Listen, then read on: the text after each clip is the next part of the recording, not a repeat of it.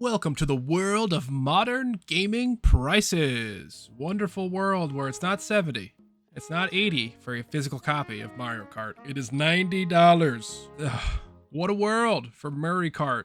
For the Murray Karts of Murray, $90. I feel like I'm personally being attacked because I like my physical copies. You know, I like my physical media still. But am I misremembering, or I feel like we've been down this dark road before, but I feel like now it's even worse than it used to be. So let's rewind a bit and look at some older prices. Okay, that's not too bad. Mario Kart for like that. Oh my God, Wayne Gretzky 3D hockey is $75. $72 for Paperboy. Oh, you know, this is where like a lot of the prices got standardized around N64, PS2 era, right? GameCube. Things were like 50, 60 around there, but eventually it rolled into just everything being $60. I mean, you got Baccarina of Lime being 60. Great joke, I know. You got the DK 64. Oh my God, there's too many things to collect. That is also $60. 10 out of 10 jokes right now. I mean, that's kind of what I thought even at the time was pretty fairly priced for the experience. You know, you're paying premium for a premium experience. You know, you're getting a complete game. And then we eventually hit that line in the sand where games stopped being games and games became services. Even Valve early on, you know, they called Left 4 Dead a service game. This is one of our service games we're doing. I believe that's what Gabe Newell said when talking about Left 4 Dead. And at the time, it seemed like a killer deal. You know, you get the game. We all thought we'd get the same kind of quality at release, and then it would be updated for as long as the developers wanted to do it. I mean, that's a pretty sweet deal. You know, you get some extra DLC sprinkled in there. I'll pay $10 for that. I'll pay 15, sure. Turns out they didn't just want that. They want all the money. They want all the money, live service developers. That's what they want. And through that, we have a couple successes, and then those successes are standing atop a mountain of corpses of the failed service games. I mean, it's just a graveyard of bad live service games at this point.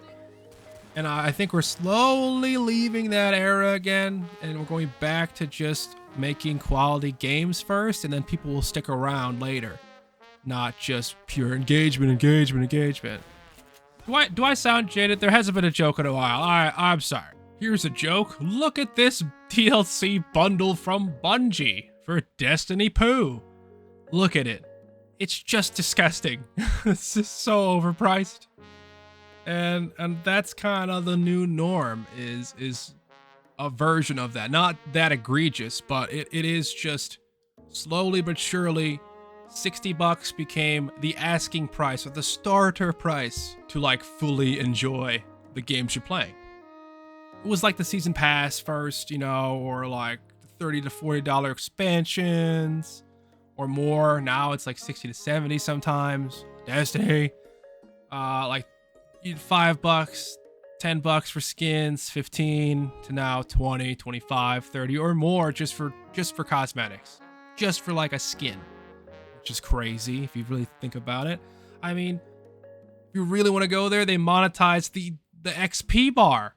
The XP bar is now just called Battle Pass, and you get some, you know, random goodies or a couple skins in the Battle Pass, but really, you're paying for an XP bar that we used to have. You know, used to just rank up, and that was the XP bar. They monetized that even. You know, there's no end. So now it's more. It's around 100, 120 you're spending to fully have everything the game's offering. You know, there's like 3 editions of a game now and you want to buy it. It's the Hardened Edition, Ultimate Edition, super expensive, you're a cool guy, you're a super cool, handsome guy edition. And there's just crap in it. It's just full of crap. There's nothing really there. Maybe an exclusive skin that they're just taking away from everyone else's hands. So you buy the really expensive version. That's about it. Now we can kind of circle back to Nintendo and their Switch 2 Poo and how they're pricing stuff at $90 to $100. Now it kind of makes sense, right? Or just it adds up, sadly, to what everyone else has been doing. They're kind of just playing catch up. And people complained a little bit. There was a little moment of complaining, but I believe it's not even, Nintendo said it's not even accurate anymore, but the Switch 2 has already sold over 5 million copies, outpacing the PS4 as the fastest selling console ever. Like, ever. So, definitely just was a lot of hot gas going off, and I think people were more mad because they knew they had to pay for it rather than the fact that it's expensive, the Switch 2. Modern gaming pricing is now making games 70, 80 bucks, and Nintendo is catching up and wants a little bit more. So it is now 70, 80, and $90 per Nintendo game. Just kind of roll the dice, I guess. And what's sad is that, like, that's one of the biggest hitters there, putting its foot down on what they're going to price their games, but it's not even the worst case. The worst case, or something that I think is just a big question mark still, is the pricing of Grand Theft Auto V, GTA 6. Oh boy. I don't think you're going to get another, or just a bigger, higher anticipated game than GTA 6. There are a few things, if ever, probably to compare to this moment, because GTA 5 was such a success. You know, they're still riding that high. They're at the mountaintop. It is the most profitable piece of entertainment ever, GTA 5. And so I don't think you can get a bigger launch off of that than having a sequel to that game come out, right? Because like, a sequel after 6, I don't think will have as big as an impact, just because of how just a sweeping overall just hurricane that was GTA 5 in terms of just taking over everything. So when you have something that successful, there is a clear demand, and you are wholly unique, basically. GTA 6 is not going to be 80 bucks or 90 bucks. The rumors have kind of went wild, but the one I'm kind of almost believing now is that the game will be like $120 at launch. What's crazy is it's possible. You know, I laughed when I first heard the rumor, but nah, the way it's kind of looking, I would not be shocked. And I think a lot of other developers and publishers are waiting for GTA 6 to announce its price point because they want to see how much they can get away with too. But the secret that they don't understand is that I only think that Rockstar can do it. Well, really, it'll be Take-Two deciding this, but I don't think anyone besides Take-Two has this advantage. There's no other game that would justify itself at $120 base besides the landmark that is the Grand Theft Auto IP, which is just insane. It's double. It's double what a standard console release. It's double what GTA 5 was, which came out in 2013, by the way. So modern prices are insane. And they're continuing to be insane, and it may feel hopeless, but there's a little light at the end of the tunnel. Some things are still trying to save our industry, and it's not the AAA one, and it's definitely not the quadruple A industry. It's just the indie scene. Indies are saving gaming. I mean, just Lethal Company alone was just such a sweeping global effect that there's so many games like it coming out that are just fun to play with your friends, to goof around in, just quality fun games, you know? Like Repo spawns out of Lethal Company, and Repo's a fun time. And we can go further back, you know, Minecraft.